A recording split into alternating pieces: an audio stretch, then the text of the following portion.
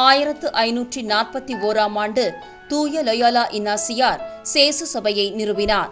இந்த துறவற சபையைச் சார்ந்தவர்கள் சேசு சபையினர் எனப்படுகின்றனர். லொயோலா இன்னாசியாரின் உண்மைச் சீடர் தூய பிரான்சிஸ் சவேரியார் 1542 மே 6ஆம் நாள் கோவாவுக்கு வருகை புரிந்தார். 1837 அக்டோபர் 5ஆம் தேதி பாண்டிச்சேரிக்கு வந்து சேர்ந்த 4 சேசு சபையின் சமய போதகர்களில் இருவர் Arul Thiru Joseph Burton, Arul Thiru Louis Garnier ஃபாலட்டன் ஆகியோர் தமிழ்நாட்டில் குறிப்பாக மதுரை மறைமண்டலத்தில் பல பங்குகளை நிறுவினார்கள்.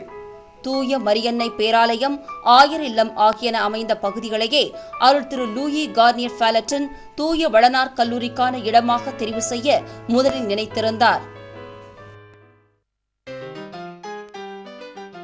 கல்லூரி அமைவதற்கு பொருத்தமான இடமாக தமிழ்நாட்டின் கடற்கரை ஓரத்து துறைமுக நகரமான நாகப்பட்டினம் தேர்ந்தெடுக்கப்பட்டது. தரைவழிச்சாலை, ரயில் பாதை, கடல் மார்க்கம் ஆகிய எளிதான வசதிகள் இருந்தன என்பது மட்டுமன்றி பாண்டிச்சேரி, காரைக்கால் ஆகிய பிரெஞ்சுக்காரர்கள் ஆண்ட பகுதிகள் பக்கமாக இருந்தன என்பதும் நாகப்பட்டினத்தை தேர்ந்தெடுக்க காரணங்களாக அமைந்தன.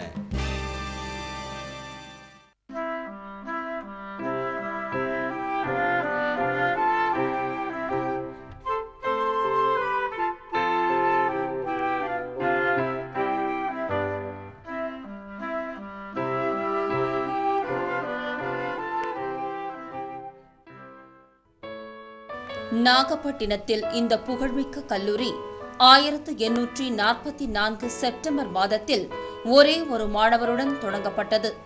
குறுகிய காலத்திற்குள் மாணவர் எண்ணிக்கை அதிகரித்தது கல்லூரி வளர்ச்சிக்கு சான்றாக அமைந்தது.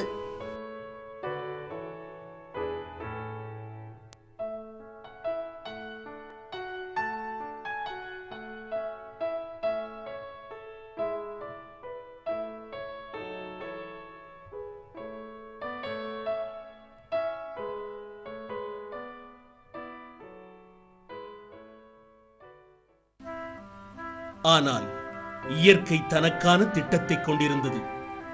காலரா என்னும் கொள்ளை நோய் விலை மதிப்பற்ற உயிர்களை கொள்ளை கொண்டது. சில மாணவர்களும் அருளாளர்களும் அந்த உயிர்கொல்லி நோய்க்கு பலியானார்கள்.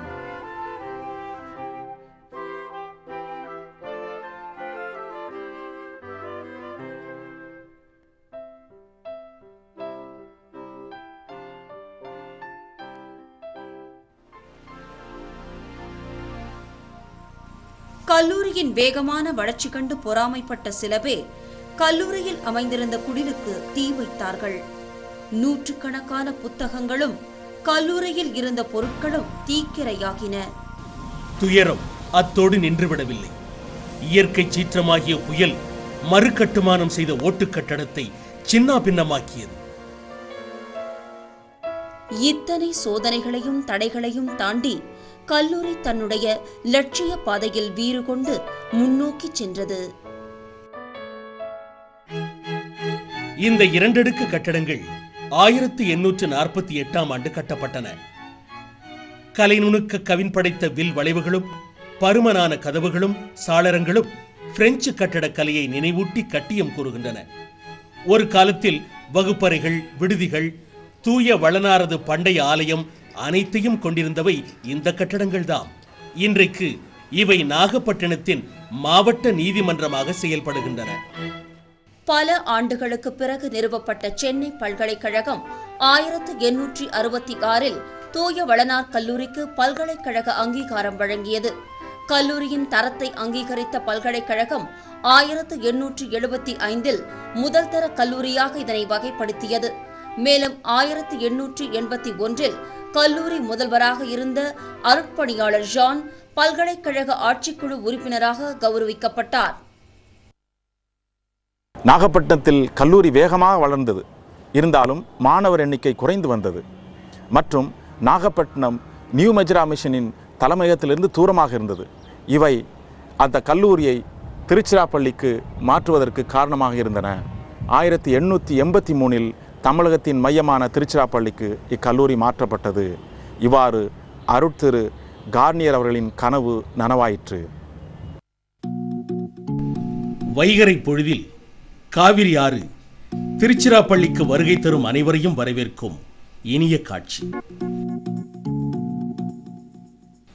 வானளாவ உயர்ந்து நிற்கும் மலைக்கோட்டை திருச்சியின் அழகிற்கு கட்டியம் கூறும்.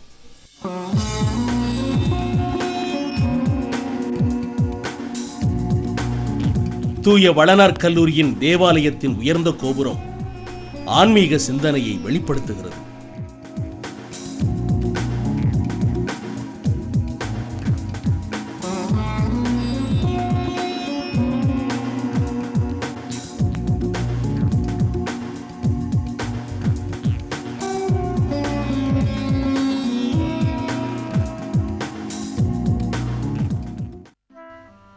திருச்சி மலைக்கோட்டை நம்மை வரலாற்றில் 2வது நூற்றாண்டை நோக்கி இட்டுச் செல்கிறது.